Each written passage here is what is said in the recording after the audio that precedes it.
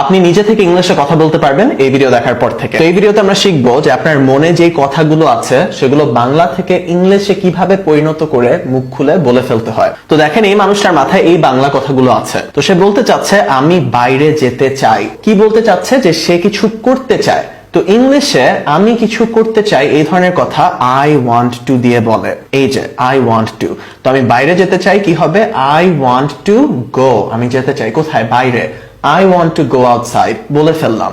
তারপর কি বলতে চাচ্ছে? আমার ঔষধ কিনতে হবে। আচ্ছা, তো আমার কিছু করতে হবে।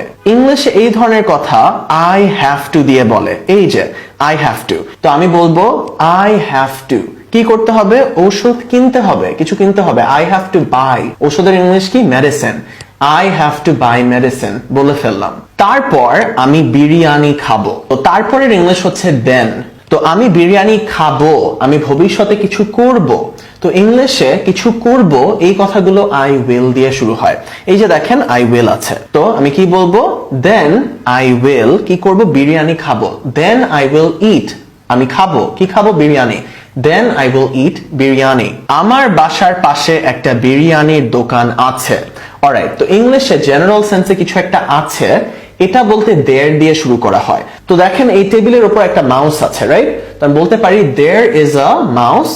একটা মাউস আছে কোথায়? টেবিলের উপর, on the table। এই ক্ষেত্রে কি বলা হয়েছে? আমার বাসার পাশে একটা বিরিয়ানির